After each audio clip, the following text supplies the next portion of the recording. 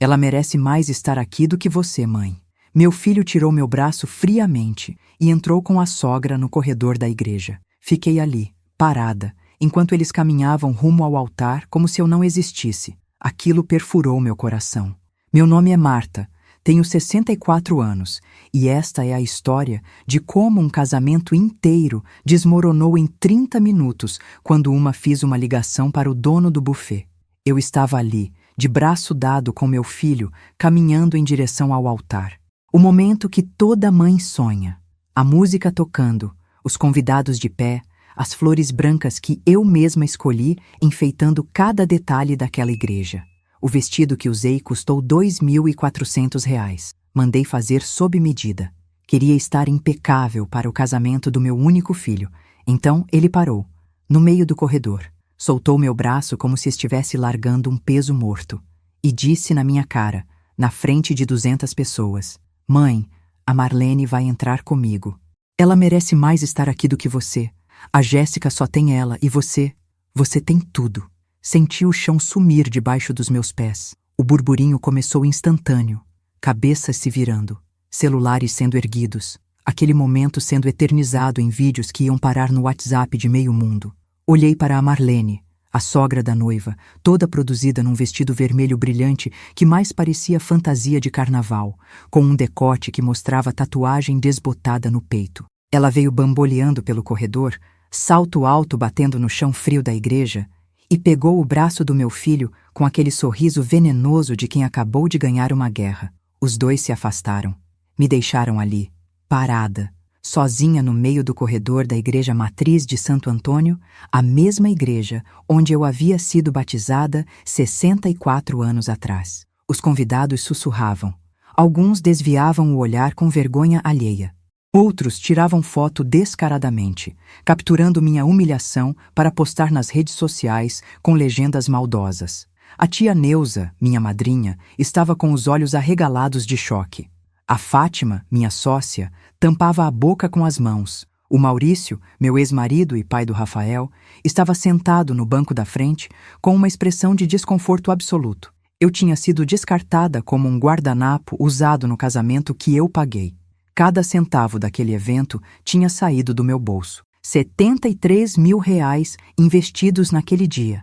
O aluguel da igreja, R$ 1.800. As flores, R$ 4.500. O vestido da noiva, R$ 7 mil que eu dei de presente porque a Jéssica sempre sonhou com um vestido de princesa, mas não tinha condições. As alianças de ouro branco, R$ 3.200. O convite impresso em papel importado, R$ 2.700 para 200 unidades. A decoração do salão Jardim Imperial, R$ 12 mil. O buffet que a minha própria empresa ia fornecer, com desconto de sócia, R$ 47 mil. Até a lua de mel em Cancún eu tinha ajudado a pagar, R$ 15 mil da minha conta. E agora aquela mulher, aquela Marlene que eu mal conhecia, estava ocupando o meu lugar no momento mais importante da vida do meu filho. Respirei fundo. O ar dentro da igreja cheirava a incenso misturado com os perfumes caros e enjoativos das convidadas. Senti meu estômago revirar. Não ia chorar. Não na frente dessa gente toda. Não ia dar esse gostinho para a Marlene nem para a Jéssica. Virei as costas e saí daquela igreja com a cabeça erguida. Cada passo ecoava no silêncio constrangedor. Senti os olhares pregados nas minhas costas como facas. Ouvi alguém sussurrar: "Que mancada do Rafael!" E outra voz responder: "Mas a sogra deve ter feito alguma coisa para merecer isso." Cheguei ao estacionamento. Minhas mãos tremiam quando peguei a chave do carro. Entrei no meu Corolla prata. Fechei a porta e fiquei ali sentada por alguns segundos, tentando processar o que tinha acabado de acontecer. O volante estava quente por causa do sol da tarde. 3 horas da tarde de um sábado de novembro. Calor insuportável lá fora, mas eu sentia frio por dentro. Peguei o celular, liguei para a Fátima. Ela atendeu no segundo toque, a voz baixa. "Marta, meu Deus, eu não acredito no que eu acabei de ver." Cortei. "Fátima, cancela tudo. Agora."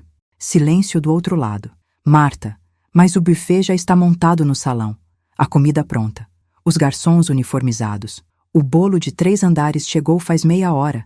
A gente tem contrato." Eu senti uma calma glacial tomar conta de mim.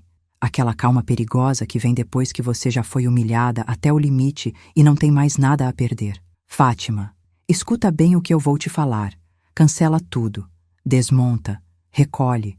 Manda os garçons embora. Devolve a comida.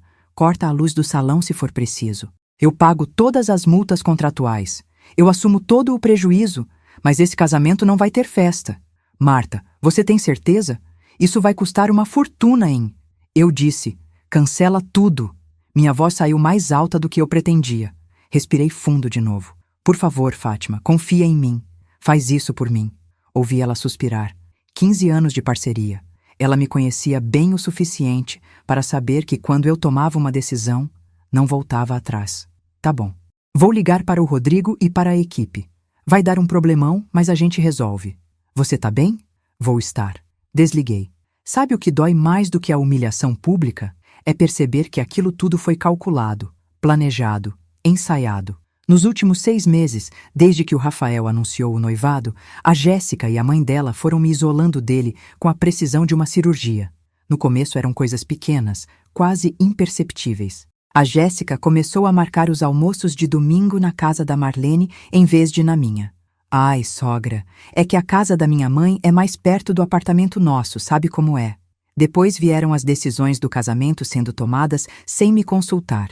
Eu descobria pelas redes sociais. Foto da Jéssica e da Marlene escolhendo toalhas de mesa. Foto delas provando docinhos. Foto delas na floricultura. Quando eu perguntava, a resposta era sempre a mesma. Ah, sogra, a senhora trabalha tanto, a gente não queria incomodar. A senhora deve estar cansada. A gente resolve. As primeiras vezes eu até achei gentil. Pensei que estavam me poupando de trabalho. Que besteira. Elas estavam me excluindo, me colocando de escanteio na vida do meu próprio filho.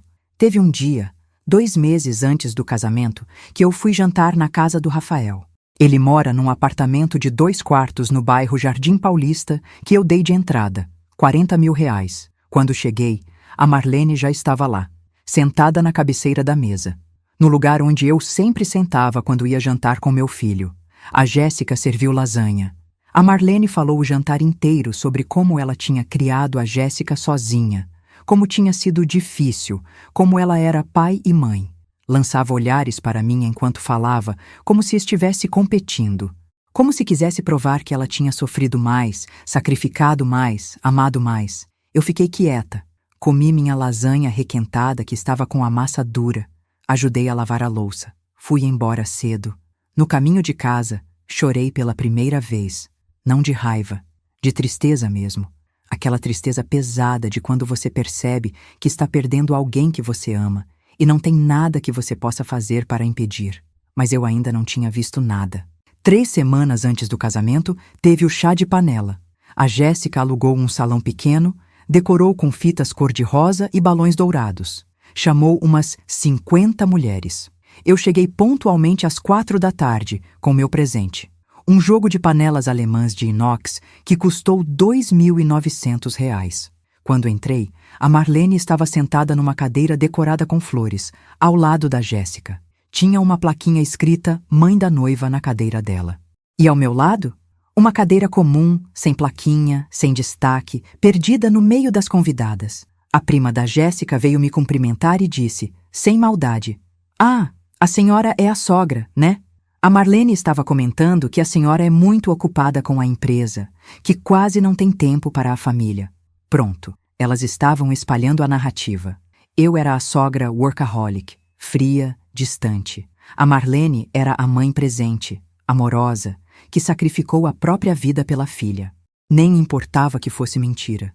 Nem importava que eu tinha passado 20 anos acordando às 5 da manhã para trabalhar e ainda assim estar em todas as reuniões escolares do Rafael, em todos os jogos de futebol dele, em todas as apresentações de teatro da escola. Eu engolia seco, sentei na minha cadeira sem graça, sorri quando tinha que sorrir, bati palma quando tinha que bater. E no final, quando a Jéssica abriu os presentes, ela rasgou o papel do meu, olhou as panelas e disse: "Ah, que legal, sogra! Panelas! A gente precisava mesmo." Tom neutro, sem empolgação. Mas quando abriu o presente da Marlene, um porta-retrato vagabundo com uma foto das duas, Ela chorou, abraçou a mãe. Disse que era o presente mais especial de todos. R$ 2.900 em panelas alemãs perderam para um porta-retrato de R$ 20. Fui embora daquele chá de panela com um nó na garganta que não passava nem com água. Mas o pior ainda estava por vir. Na semana do casamento, eu estava resolvendo os últimos detalhes com a Fátima, no escritório da nossa empresa. A Encantos em Sabores. A gente tem o negócio há 15 anos. Começou pequeno, fazendo buffet para aniversários de 50 pessoas. Hoje a gente atende casamentos de 500 convidados, eventos corporativos, formaturas. Faturamos em média R$ 120 mil por mês. É uma empresa sólida, respeitada, fruto do meu suor e da minha dedicação. O Rafael apareceu no escritório sem avisar.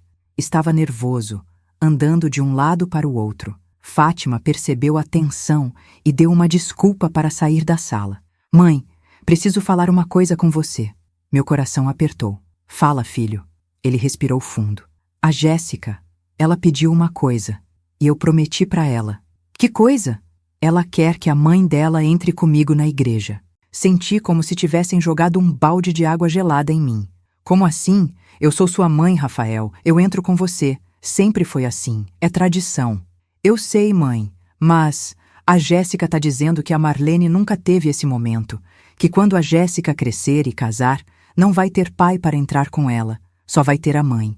Então ela quer dar esse momento para a mãe dela agora, no casamento dela. Tentei manter a voz calma. Rafael, isso não faz o menor sentido. A Marlene não é mãe de nenhum dos noivos. Ela é a avó futura dos seus filhos. Eu sou sua mãe. Eu criei você sozinha depois que seu pai foi embora. Eu trabalhei feito louca para você ter tudo. Eu paguei esse casamento inteiro. E agora você quer me tirar do momento de entrar com você no altar? Ele desviou o olhar. Mãe, você está sendo egoísta. Você não entende. A Jéssica só tem a mãe. Você tem tudo. Você tem a empresa, você tem dinheiro, você tem a vida resolvida. A Marlene não tem nada. Deixa ela ter esse momento. Egoísta. Ele me chamou de egoísta. Rafael, olha para mim. Ele olhou. Você realmente acha que eu sou egoísta? Depois de tudo que eu fiz por você?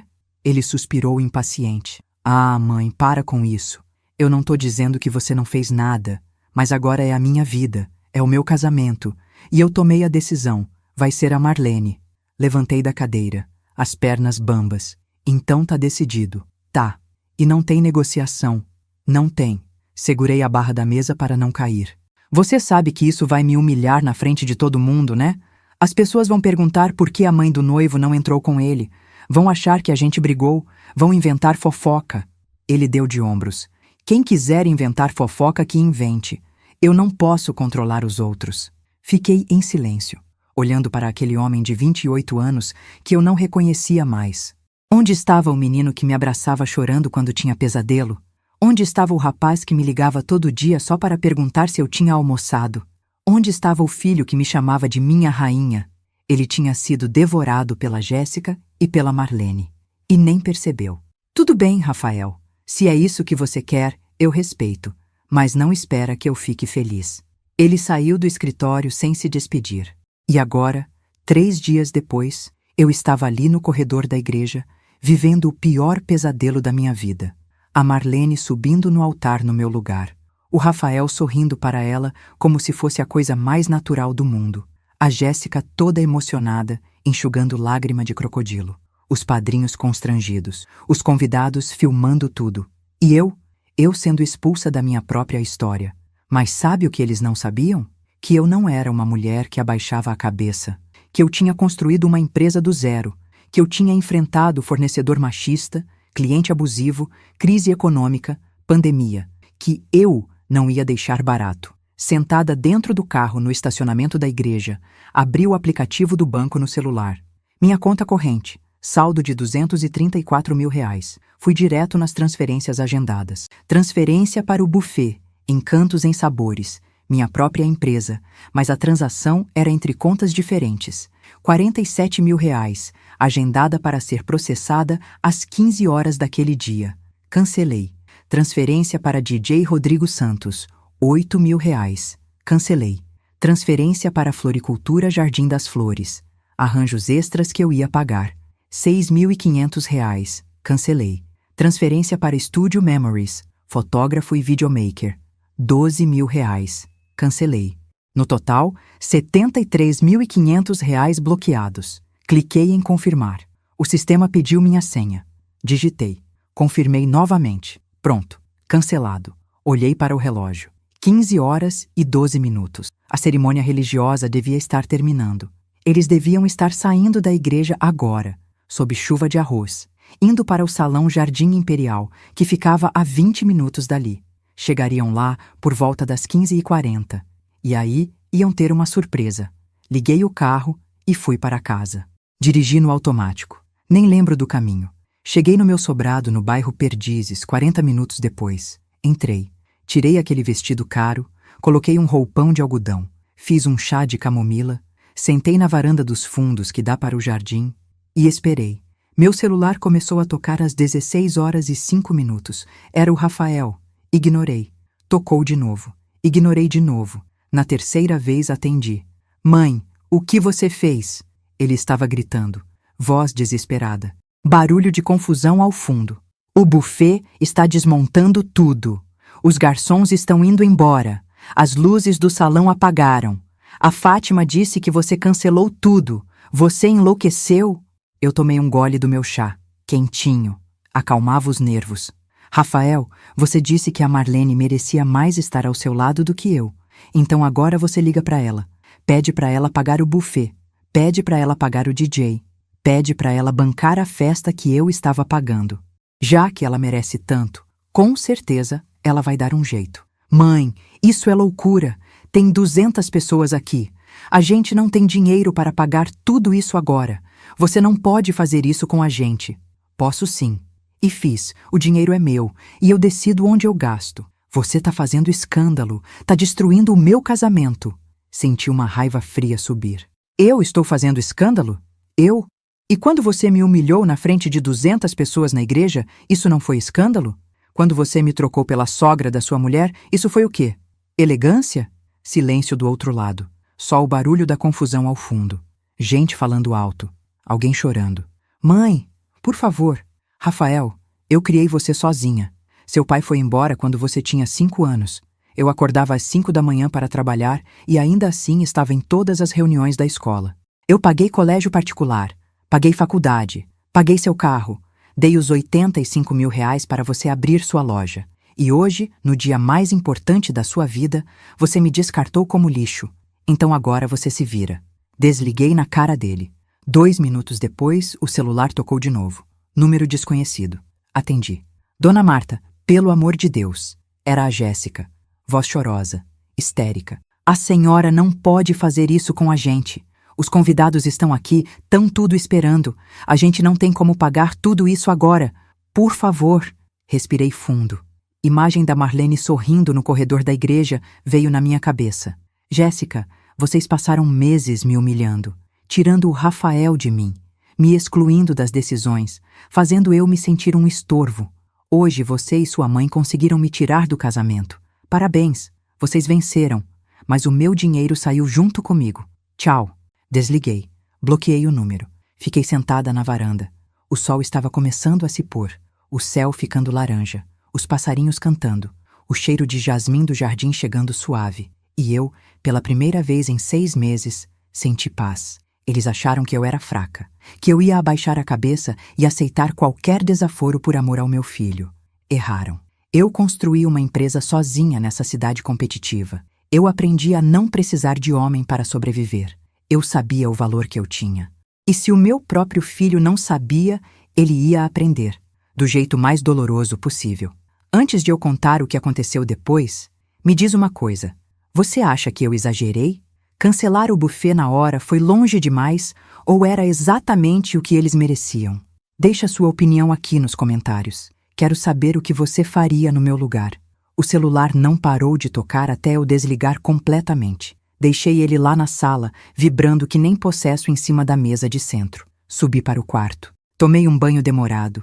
A água quente descendo pelas minhas costas, levando embora o cheiro daquela igreja, o perfume enjoativo da Marlene, a sensação pegajosa de humilhação que grudava na minha pele. Quando saí do box, Me olhei no espelho embaçado. Quem era aquela mulher? 64 anos. Cabelo grisalho bem tratado, cortado na altura dos ombros, rugas ao redor dos olhos que contavam histórias de noites mal dormidas construindo uma empresa. Olheiras fundas de quem tinha chorado no travesseiro mais vezes do que gostaria de admitir. Mas ainda assim, uma mulher inteira, de pé, respirando. Coloquei uma camisola de algodão, deitei na cama. E foi aí que veio aquela onda, aquela tristeza profunda que você não consegue segurar mesmo tentando. Comecei a chorar. Não aquele choro delicado de filme. Era um choro feio, soluçado, molhando o travesseiro, fazendo o peito doer. Chorei pela relação que eu tinha perdido com meu filho. Chorei pelos domingos que a gente passava juntos e que nunca mais iam voltar. Chorei pela ingratidão, pela injustiça, pela dor de amar alguém que te trata como descartável. Dormi chorando. Acordei no meio da noite, 3h27 da madrugada. A casa silenciosa como um túmulo. Fui até a sala. Liguei o celular. 53 chamadas perdidas. 28 mensagens de WhatsApp. Abri as mensagens. Não respondi nenhuma. Só li. Rafael. Mãe, pelo amor de Deus, atende o telefone. Rafael. A festa virou uma vergonha. Não tinha comida. Os convidados foram embora com fome. A Marlene teve que pagar a conta do bar que ficou aberta.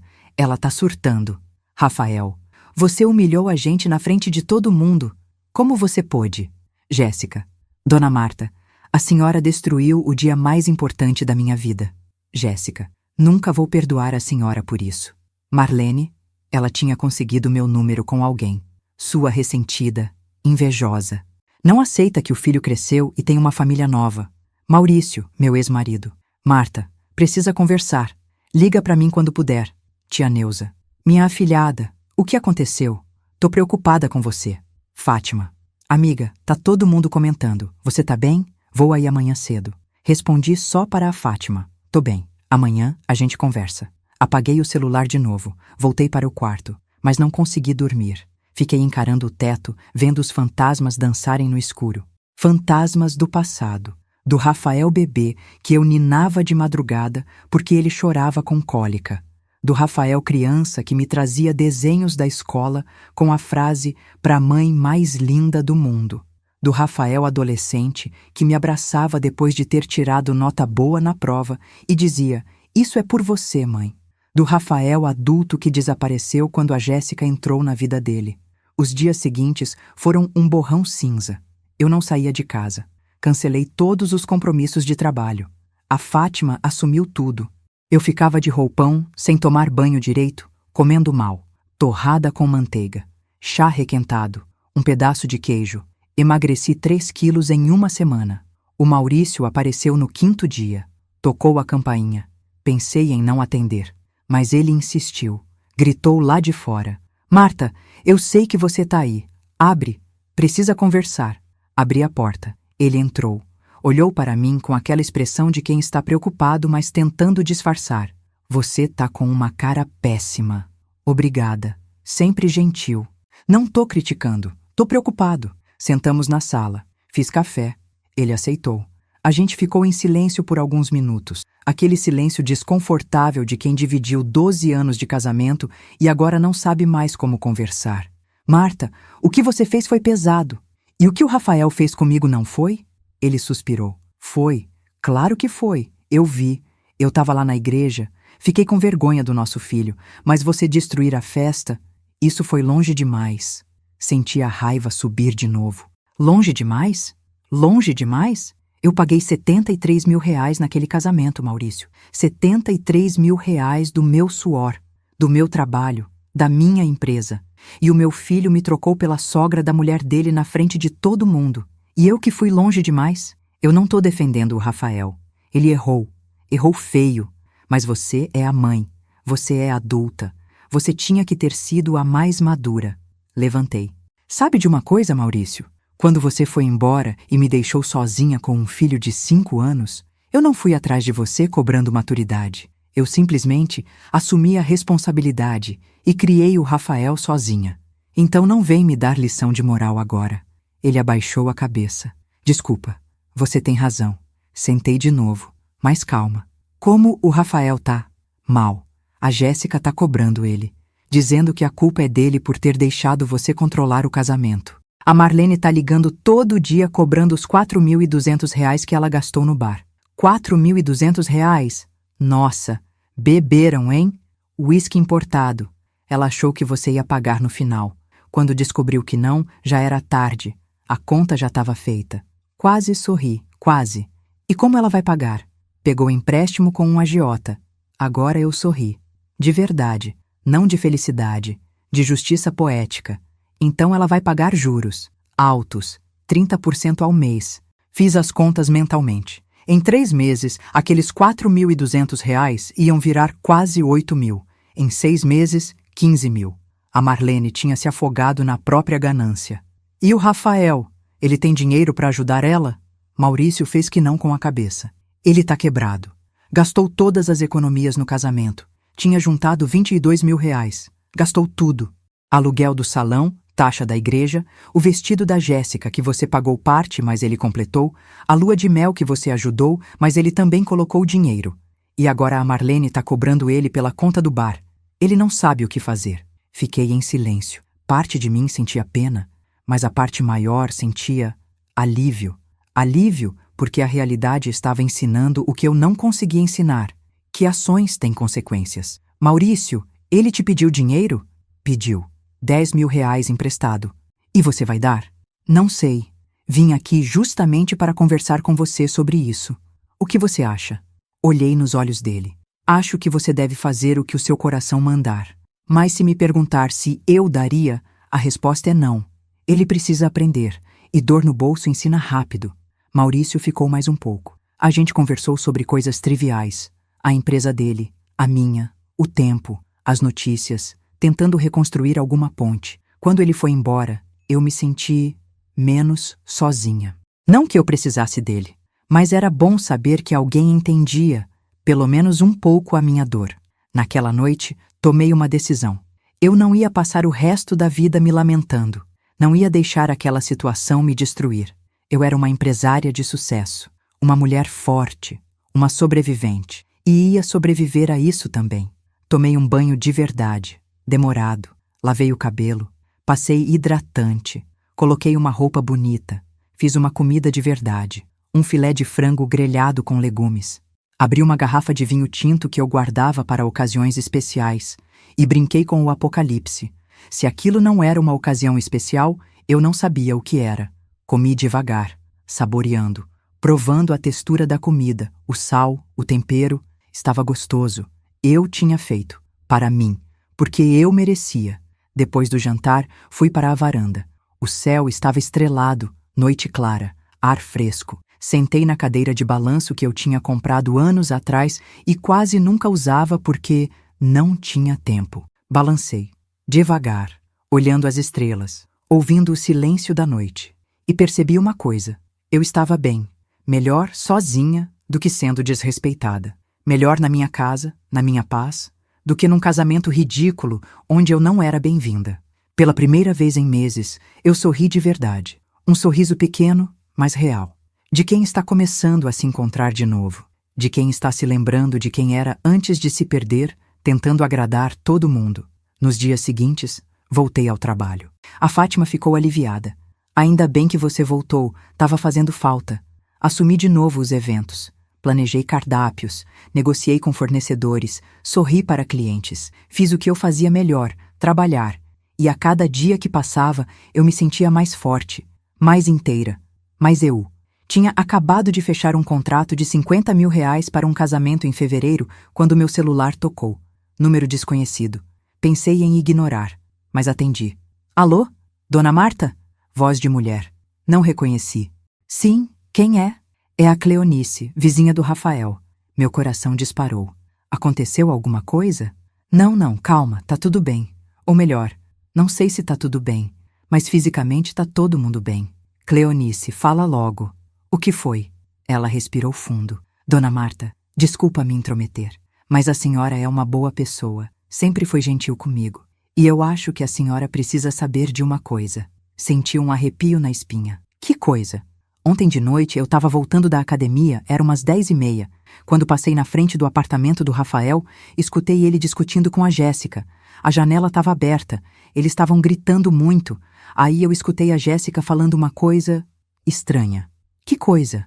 Ela falou assim: eu não casei com você por amor, Rafael. Eu casei porque minha mãe disse que você era bobo, controlado pela sua mãe, e que seria fácil tomar tudo de você. E depois ela riu. Aquele riso maldoso, sabe? Minha mão gelou segurando o telefone. E tem mais, dona Marta. Ela falou que o plano sempre foi afastar você do Rafael, fazer ele vender a parte dele na loja, comprar uma casa no nome dela e depois pedir divórcio e ficar com tudo. Silêncio. Dona Marta? A senhora tá aí? Tô. Obrigada, Cleonice. Obrigada por me contar. Eu acho que a senhora merecia saber. Desculpa se me intrometi. Não. Você fez certo. Muito obrigada. Desliguei. Fiquei parada ali, no meio do escritório, segurando o celular com tanta força que meus dedos ficaram brancos. Então era isso. Um golpe. Desde o começo. A Jéssica nunca tinha amado o Rafael. Era tudo armação.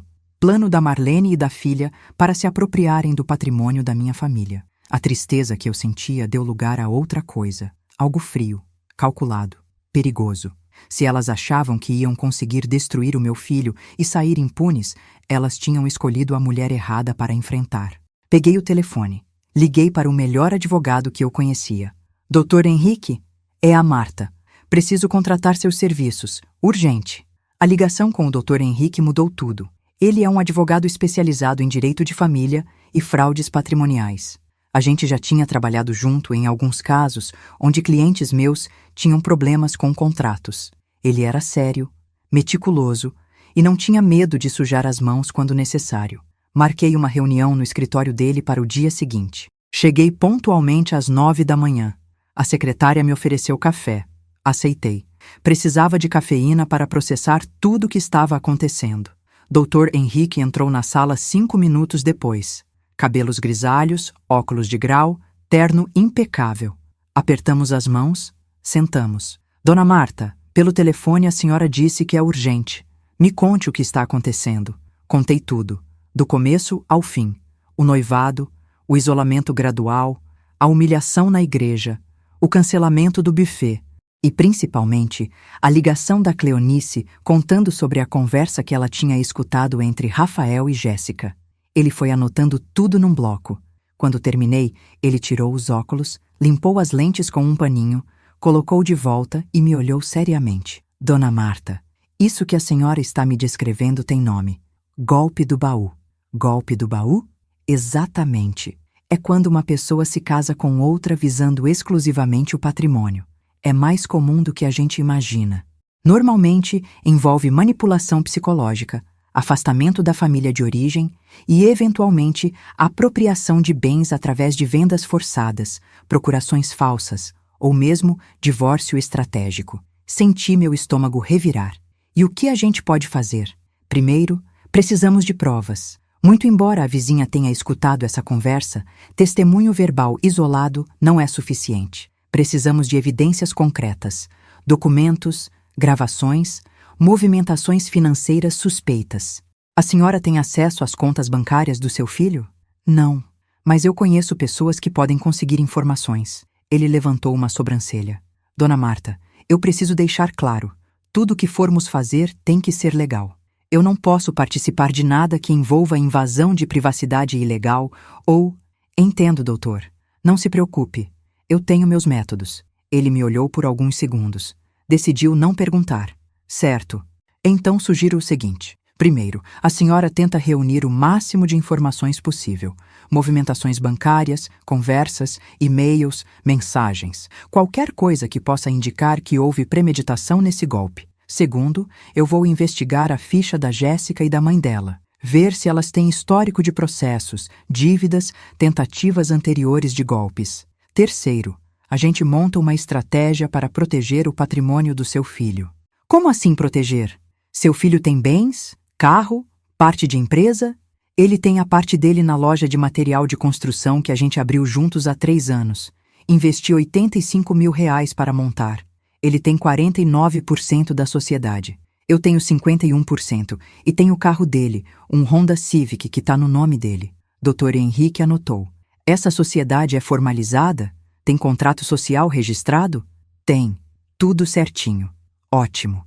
Então a parte dele na empresa está protegida por contrato. A Jéssica não pode forçar a venda sem sua autorização, já que a senhora é a sócia majoritária. Mas o carro é vulnerável. Se ele for pressionado, pode vender e dar o dinheiro para ela. E o que eu faço? Conversa com seu filho, alerta ele, mas sem parecer controladora. Você precisa plantar a semente da desconfiança na cabeça dele de forma que ele chegue às próprias conclusões. Saí do escritório do doutor Henrique com uma lista de tarefas. Primeira tarefa: conseguir informações sobre movimentações financeiras. Segunda tarefa: investigar o passado da Jéssica e da Marlene. Terceira tarefa: conversar com o Rafael sem afastá-lo mais. Comecei pela investigação. Liguei para o Reinaldo, um amigo antigo que trabalhava como investigador particular. A gente tinha se conhecido há anos, num caso de infidelidade conjugal envolvendo um cliente meu. Ele era discreto, eficiente e não fazia perguntas desnecessárias. Reinaldo, preciso de um favor. Marta, quanto tempo? Que bom ouvir sua voz. Como vai? Vou bem. Olha, preciso que você investigue 2 pessoas para mim. Jéssica Moreira da Silva e Marlene Moreira, mãe e filha. Que tipo de investigação? Tudo. Histórico financeiro, processos judiciais, antecedentes, onde trabalham, com quem se relacionam, se já aplicaram golpes antes. Tudo. Entendi. Isso vai custar em torno de R$ 5.000. O trabalho leva de 2 a 3 semanas. Feito. Quanto antes, melhor. Passei os dados que eu tinha. CPF da Jéssica que eu tinha guardado dos documentos do casamento. Endereço, telefone. Reinaldo disse que entraria em contato assim que tivesse informações preliminares. Enquanto esperava, decidi investigar por conta própria. Criei um perfil falso no Instagram. Foto de uma mulher jovem e bonita que peguei de um banco de imagens. Nome falso: Camila Ferreira. Comecei a seguir a Jéssica. 2 dias depois, ela a aceitou. Perfil aberto. Jackpot. Passei horas olhando as fotos dela, as legendas, os comentários, e encontrei algo interessante. Nas fotos antigas, antes de conhecer o Rafael, ela sempre postava frases do tipo: dinheiro não traz felicidade, mas eu quero descobrir por conta própria. Nasci pobre, mas não vou morrer pobre. Mulher esperta casa com carteira, não com coração. Deletou essas fotos depois do noivado. Mas a internet não esquece. Fui no Wayback Machine, aquele site que guarda versões antigas de páginas. Consegui recuperar algumas postagens. Printei tudo. Depois fui investigar a Marlene. Encontrei o perfil dela, também aberto, fotos dela no salão de cabeleireiro onde trabalhava e nos comentários, uma pérola. Uma amiga da Marlene tinha comentado numa foto: arrasou Mari. Agora que a Jéssica fisgou o boyzinho, vocês vão viver bem, hein? E a Marlene tinha respondido com emojis de risada e dinheiro. Printei. 2 semanas depois, Reinaldo me ligou. Marta, tenho o relatório. Posso levar aí na sua casa? Pode sim. Hoje à noite? Perfeito. Chego às 7. Ele chegou pontualmente. Entrou. Sentamos na sala.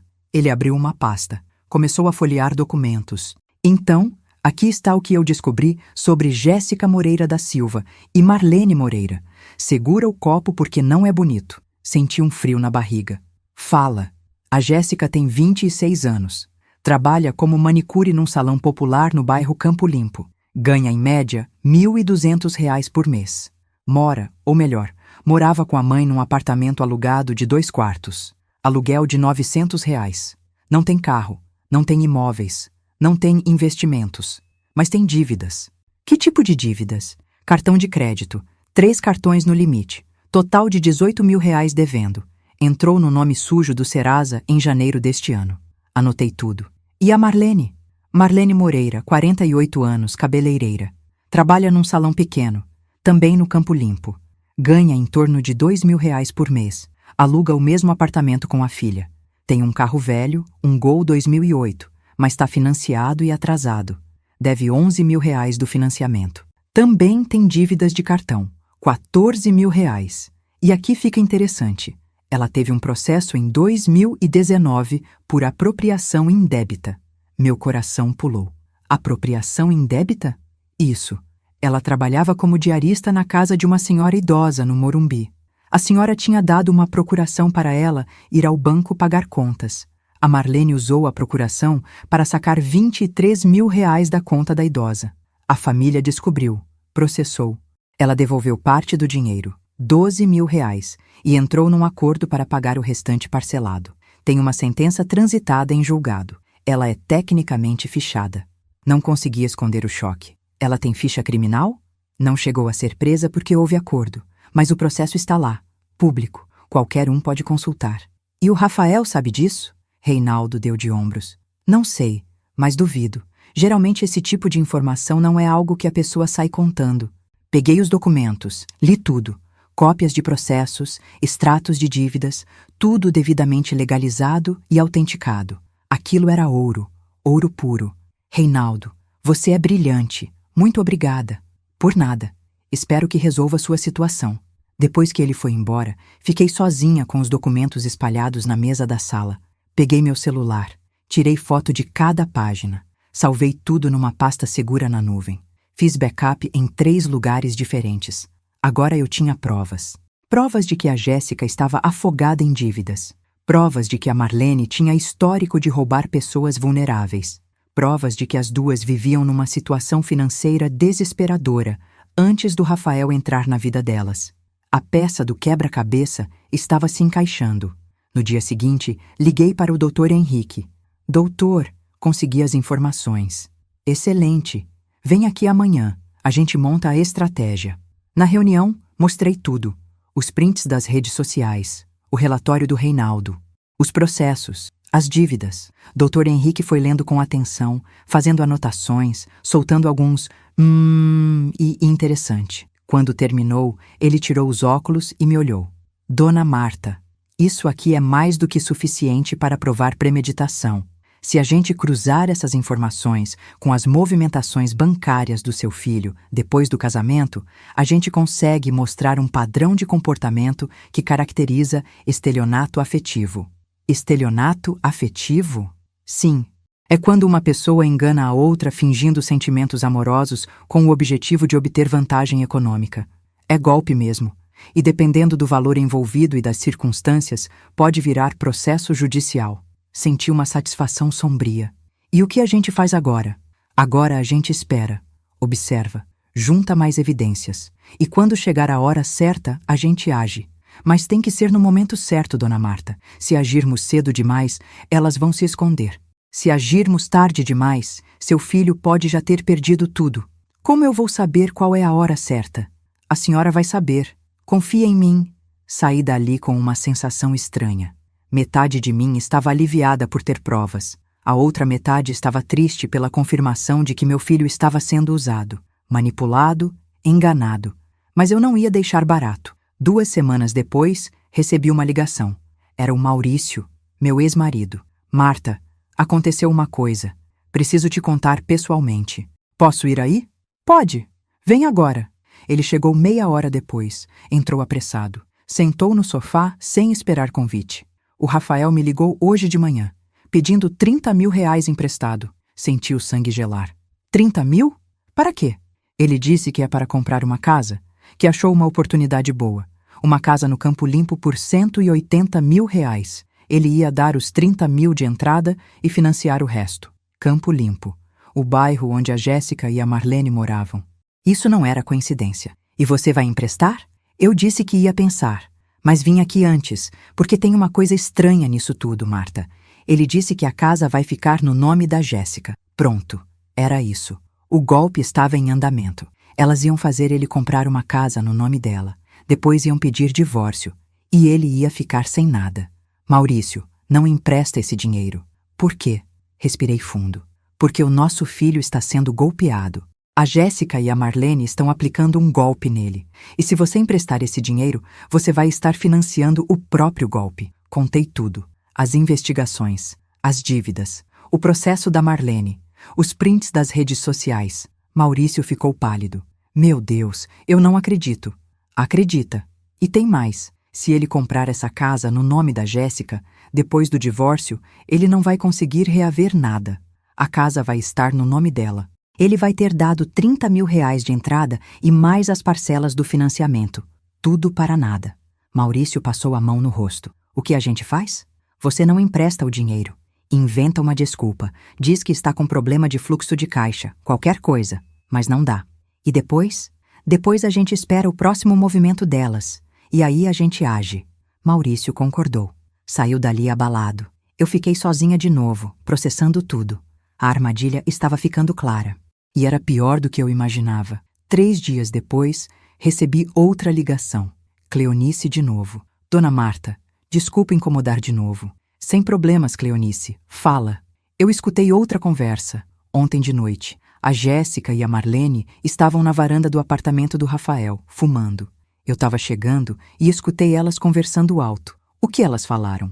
A Marlene estava perguntando quando a Jéssica ia pedir para o Rafael vender a parte dele na loja. E a Jéssica respondeu que ia esperar mais uns 2 meses, depois do aniversário dele, para não ficar muito na cara. Aí a Marlene riu e disse: depois que vender, a gente dá um jeito de separar e ficar com a grana. E as duas riram. Anotei tudo: data, hora, conteúdo da conversa. Cleonice, muito obrigada. Você não sabe o quanto isso me ajuda. Eu só quero fazer o certo, Dona Marta. O Rafael sempre foi um menino gentil comigo. Não merece isso. Depois que desliguei, liguei imediatamente para o Dr. Henrique. Contei sobre a nova informação. Perfeito. Agora temos testemunha de uma conversa explícita sobre planejar um golpe. Isso é material para uma ação judicial e também para alertar seu filho de forma contundente. Então chegou a hora? Chegou. Monte uma reunião com seu filho. Mostre as provas. Mas cuidado, ele pode reagir mal, pode não acreditar, pode achar que você está inventando. Eu sei, mas preciso tentar. Desliguei e fiquei parada, olhando pela janela. O sol estava se pondo, céu alaranjado, lindo, mas eu não conseguia apreciar. Minha cabeça estava focada no que vinha pela frente. Era a hora do confronto. Peguei o telefone, liguei para o Rafael. Pela primeira vez em quase 2 meses, desde o casamento. Ele atendeu na 3ª chamada. Mãe? Oi, filho. Precisa conversar comigo, pessoalmente. É importante. Silêncio. Sobre o quê? Sobre sua vida. Sobre seu casamento. Sobre coisas que você precisa saber. Mãe, se é para criticar a Jéssica de novo, eu não... Rafael. Minha voz saiu firme. Não é crítica. São fatos, informações que eu consegui e que vão mudar a forma como você vê sua situação. Vem aqui em casa amanhã, 7 da noite, sozinho. Sozinho? A Jéssica não pode vir? Não, é só eu e você, como antigamente. Outro silêncio, mais longo. Tá bom, eu vou. Desliguei. Meu coração estava acelerado. Amanhã seria o dia. O dia que eu ia abrir os olhos do meu filho. O dia que eu ia mostrar para ele a verdade. E torcer para que não fosse tarde demais. Passei o dia inteiro preparando. Organizei todos os documentos em pastas separadas. Pasta número 1. Relatório do investigador sobre as dívidas da Jéssica e da Marlene. Pasta número 2. Processo judicial da Marlene por apropriação indébita. Pasta número 3. Prints das redes sociais com as postagens antigas da Jéssica sobre casar por dinheiro. Pasta número 4.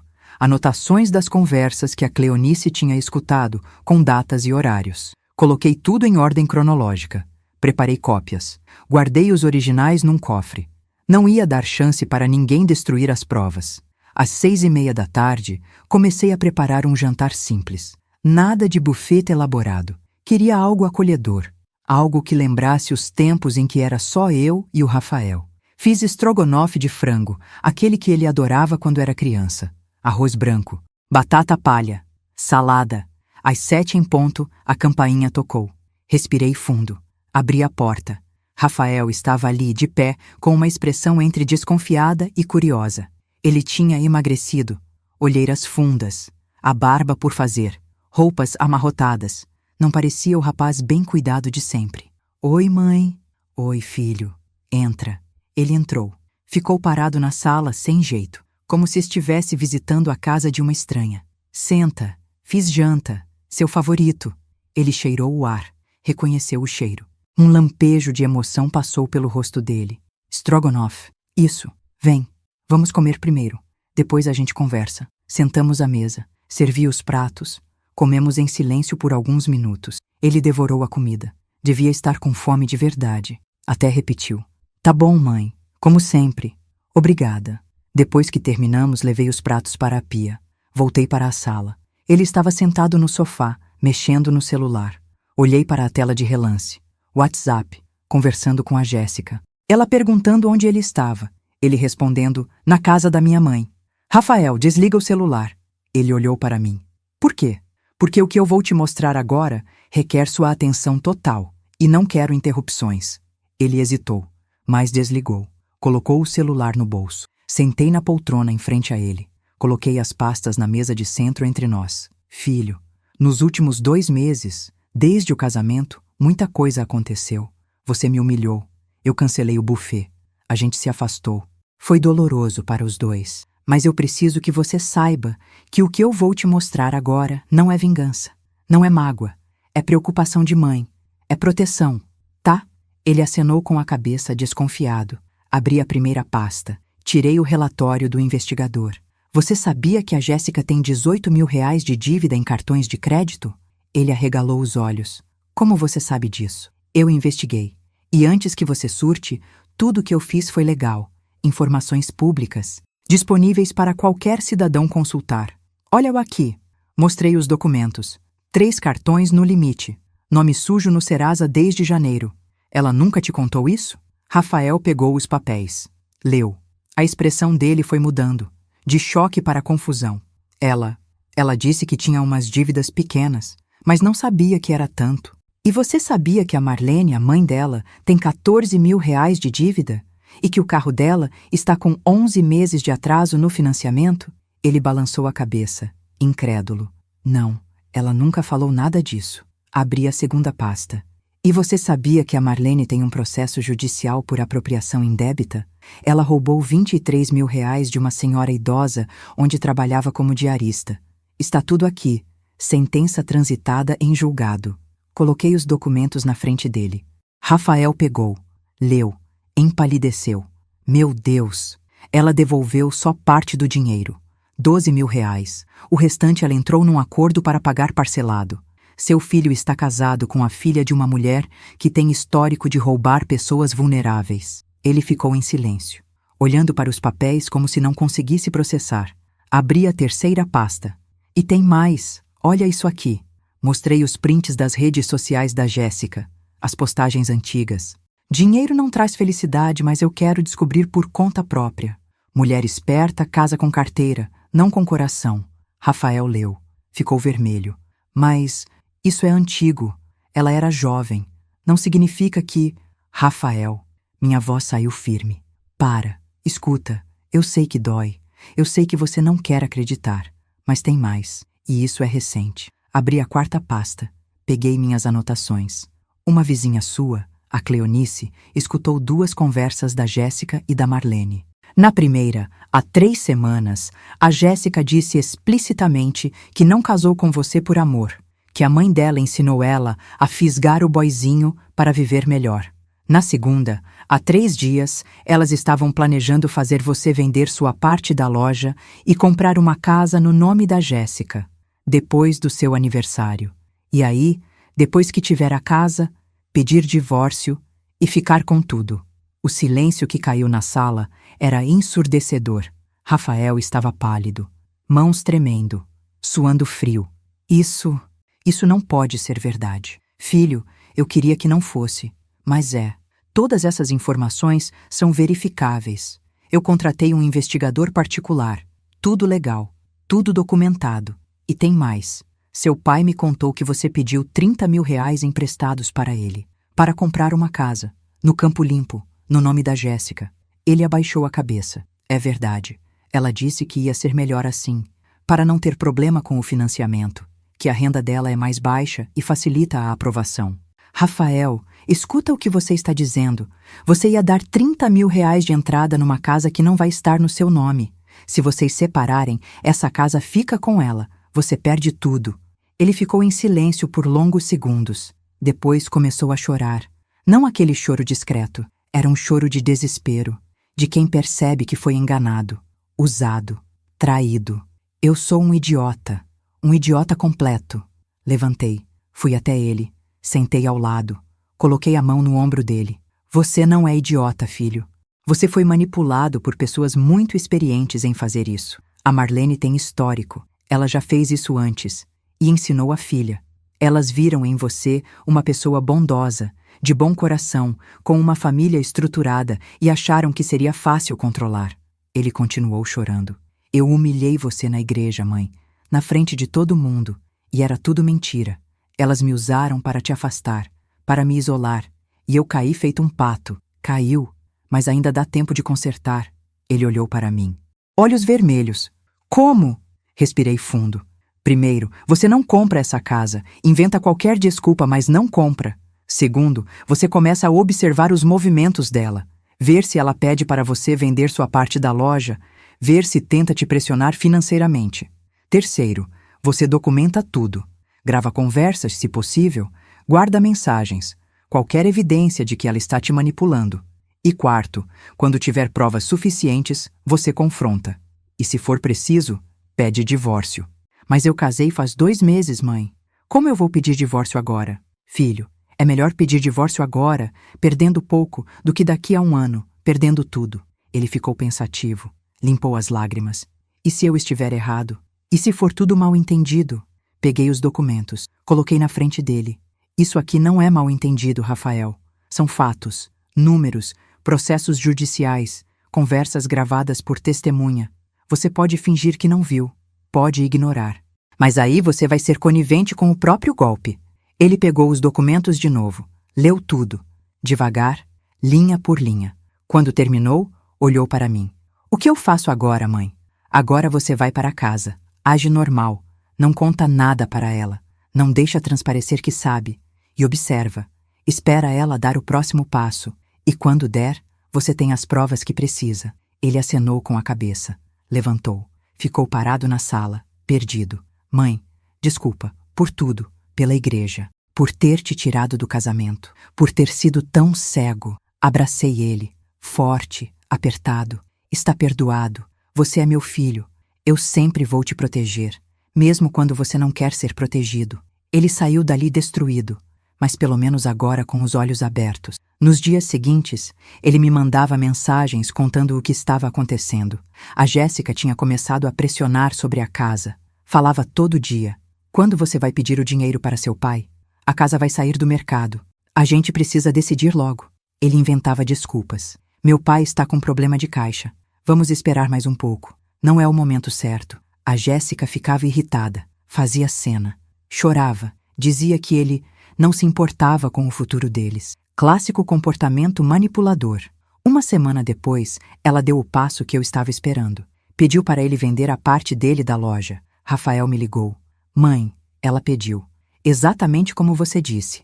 Falou que a gente precisa de dinheiro para investir no futuro, que a loja não dá tanto lucro, que seria melhor vender e aplicar em outra coisa.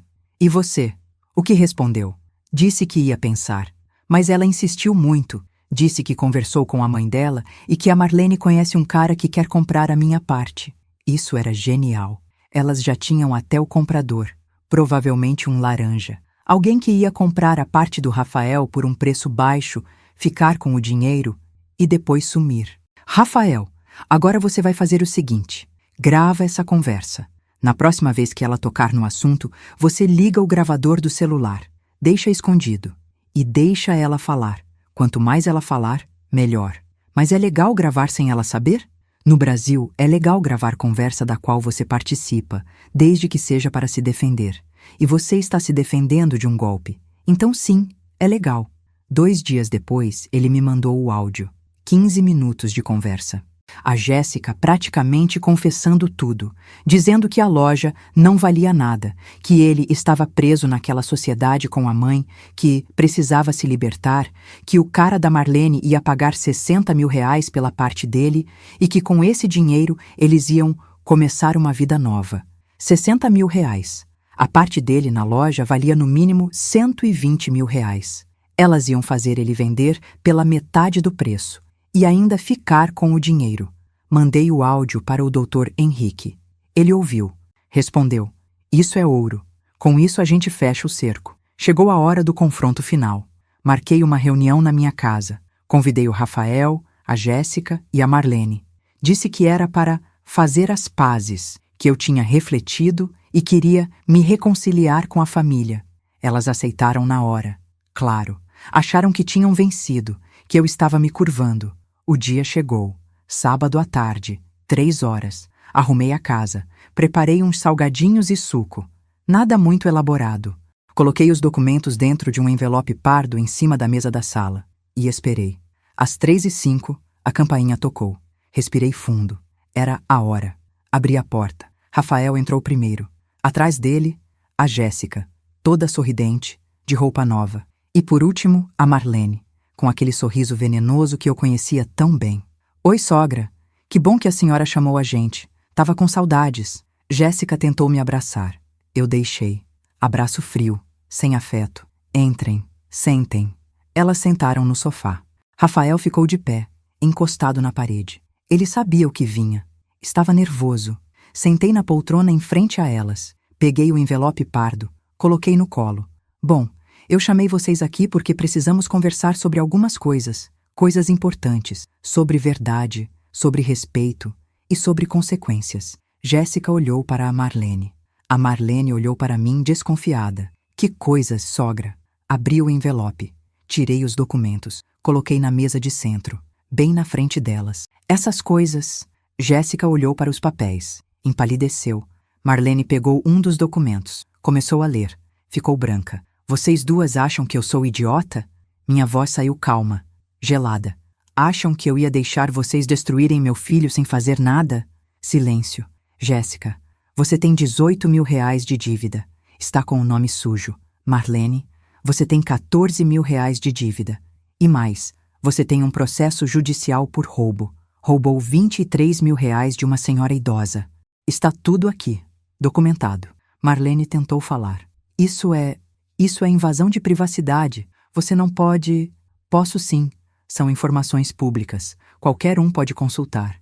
E tem mais. Coloquei os prints das redes sociais na mesa. Jéssica, mulher esperta, casa com carteira, não com coração. Lembra dessa frase? Você postou há 2 anos. Deletou depois que conheceu o Rafael. Mas a internet não esquece. Jéssica estava tremendo. Eu era jovem. Era brincadeira. Brincadeira? E isso aqui também é brincadeira? Peguei minhas anotações. Li em voz alta. Eu não casei com ele por amor. Casei porque minha mãe disse que ele era bobo, controlado pela mãe, e seria fácil tomar tudo dele. Essas são suas palavras, Jéssica, escutadas por uma testemunha há 3 semanas. E tem mais. Depois que ele vender a loja, a gente dá um jeito de separar e ficar com a grana. O silêncio era de morte.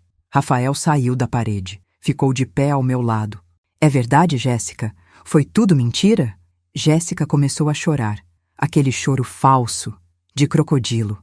Rafael, amor, não é assim. Sua mãe está distorcendo tudo. Ela quer nos separar. Para de mentir, ele gritou. Pela primeira vez na vida, eu vi meu filho gritar. Eu gravei, Jéssica. Eu tenho sua voz gravada pedindo para eu vender a loja por 60 mil reais, sendo que vale 120 mil. Eu tenho você dizendo que a gente ia começar uma vida nova com esse dinheiro. Ela ficou muda. Marlene tentou se levantar. A gente vai embora. Vocês são loucos. Senta. Minha voz saiu tão fria que ela congelou. Eu não terminei. Vocês duas aplicaram um golpe no meu filho, manipularam ele, isolaram ele de mim, planejaram roubar o patrimônio dele e acham que vão sair daqui como se nada tivesse acontecido? Não vão. O que você vai fazer? Marlene estava com medo agora. Real. Primeiro, o casamento acabou. Rafael vai entrar com pedido de divórcio na segunda-feira. Segundo, todas essas provas vão ser entregues para o advogado. Se vocês tentarem extorquir qualquer coisa dele, a gente processa por estelionato afetivo. Terceiro, a Marlene ainda tem dívida daquele roubo que cometeu. Se ela não pagar, o processo pode ser reaberto. E aí, prisão? E quarto, vocês duas vão sair da vida do meu filho e nunca mais vão encostar nele. Está claro? Jéssica estava chorando descontroladamente agora. Rafael, por favor. Ele desviou o olhar. Pega suas coisas e vai embora, Jéssica. Amanhã eu levo o resto das suas roupas na casa da sua mãe. A gente não tem mais nada para conversar. As duas saíram dali destruídas. humilhadas, derrotadas. Quando a porta fechou, Rafael desabou no sofá, colocou as mãos no rosto, respirou fundo. Acabou, mãe. Finalmente acabou. Sentei ao lado dele, coloquei a mão no ombro dele. Acabou, e agora você vai reconstruir sua vida. Melhor, mais forte, mais sábio. Ele olhou para mim. Como você conseguiu tudo isso? Sorri. Filho, eu não construí uma empresa do zero sendo boba. Quando alguém mexe com a minha família, eu não fico de braços cruzados. Ele abraçou, forte. Obrigado, mãe, por não ter desistido de mim. Nunca. Eu jamais ia desistir de você. Os dias seguintes foram uma mistura de alívio e reorganização. Rafael entrou com o pedido de divórcio na segunda-feira, como prometido. Casamento de 2 meses, sem filhos, sem bens em comum, já que a casa não tinha sido comprada. O processo seria rápido. A Jéssica tentou contestar. Pediu pensão alimentícia. O juiz negou. Ela não tinha provas de dependência econômica, já que trabalhava e morava com a mãe. Tentou pedir metade dos bens do Rafael. O advogado dela argumentou que durante o casamento ele tinha tido lucros na loja. O Dr. Henrique apresentou todas as provas do golpe. Os prints, as gravações, o testemunho da Cleonice. O juiz indeferiu o pedido dela. 0. Ela saiu do casamento exatamente como entrou. Sem nada. A Marlene tentou fazer ameaças. Ligou para o Rafael 2 vezes, dizendo que ia contar para todo mundo que ele era um marido abusivo e que tinha expulsado a esposa de casa. O Dr. Henrique enviou uma notificação extrajudicial alertando que qualquer difamação seria processada. Ela parou. 3 meses depois do confronto, recebi uma ligação da Cleonice. Dona Marta, a Jéssica se mudou. Ela e a mãe saíram do bairro. Acho que foram para o interior. Ouvi dizer que a Marlene estava fugindo do agiota. Aqueles R$ 4.200 que ela pegou emprestado para pagar o bar no casamento tinham virado uma bola de neve. Com juros de 30% ao mês, em 3 meses a dívida tinha quase triplicado. Ela devia agora quase R$ 12.000. E a agiota não perdoa a dívida. Rafael vendeu o carro, o Honda Civic que estava no nome dele. Conseguiu R$ 48.000. Pagou as dívidas que tinha feito tentando salvar aquele casamento ridículo. Ficou com uns R$ 15.000. Investiu em terapia, começou a fazer sessões semanais com uma psicóloga especializada em relacionamentos abusivos. Ele voltou a frequentar minha casa. Aos domingos, a gente almoçava juntos, conversava sobre tudo, sobre o trabalho, sobre os planos dele, sobre a vida. Ele estava diferente, mais maduro, mais sábio, mais cuidadoso com as pessoas que deixava entrar na vida dele. Um dia, uns 4 meses depois de tudo, ele me perguntou: Mãe, você acha que eu vou conseguir confiar em alguém de novo?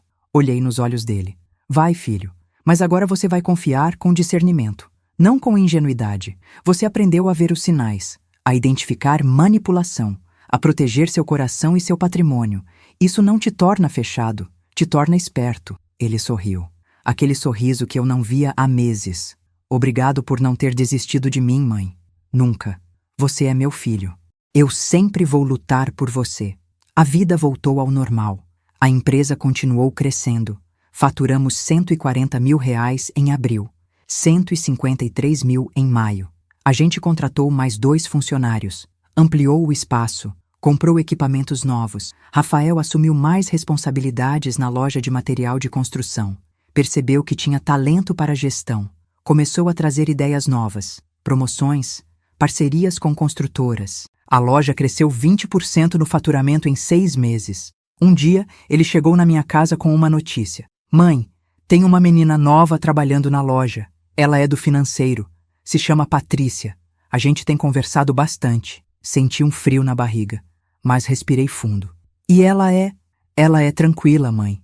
Trabalha, sustenta a mãe que é viúva, estuda administração à noite. Não tem dívidas, não tem segundas intenções. É real, sabe? Sorri. Então vai devagar, conhece ela bem. Não tem pressa, eu sei. Aprendi. 3 meses depois, ele me apresentou a Patrícia. Moça simples, educada, olhar sincero. Não tinha aquele brilho de interesse financeiro que a Jéssica tinha. Ela conversou comigo sobre trabalho, sobre estudos, sobre a mãe dela. Me tratou com respeito, sem bajulação, sem fingimento. Gostei dela. Hoje, quase um ano depois de tudo, estou aqui sentada na varanda da minha casa. O sol está se pondo, céu alaranjado, pássaros cantando. A vida segue. E eu estou em paz. Aprendi que amor de mãe não significa aceitar desrespeito. Aprendi que proteger um filho, às vezes, significa deixar ele cair para que ele aprenda a se levantar sozinho. Aprendi que dinheiro compra conforto, mas dignidade não tem preço. O Rafael me liga todo dia, pergunta como eu estou, conta sobre o dia dele, sobre a Patrícia, sobre os planos de expandir a loja. Ele cresceu, amadureceu, virou homem de verdade. E a Jéssica? A Marlene? Nunca mais ouvi falar. Sumiram. Provavelmente estão em algum lugar procurando a próxima vítima. Mas não foi meu filho. E nunca mais vai ser. Porque eu ensinei ele, do jeito mais duro possível. Mas ensinei. E se tem uma coisa que eu quero que vocês que estão me ouvindo entendam é isso. Nunca, nunca abaixem a cabeça para quem não valoriza vocês. Não importa se é filho, marido, nora, genro, amigo. Ninguém tem o direito de pisar na sua dignidade. E se pisarem, levantem, sacudam a poeira. E mostrem que vocês são maiores que qualquer humilhação. Porque no final do dia, o que importa não é quantas vezes você caiu, é quantas vezes você levantou. E eu levantei, mais forte, mais sábia e mais em paz comigo mesma do que nunca. E você, já passou por algo parecido? Já teve que escolher entre seu amor e sua dignidade? Conta aqui nos comentários. Eu leio todos. E lembra, você não está sozinho. A gente tá junto nessa caminhada. Se essa história tocou seu coração, não esquece de se inscrever no canal, ativar o sininho para não perder as próximas histórias e compartilhar com aquela pessoa que precisa ouvir isso hoje. E olha ali na tela, já tem outra história incrível esperando por você. Vai lá conferir. Até a próxima. Fiquem em paz.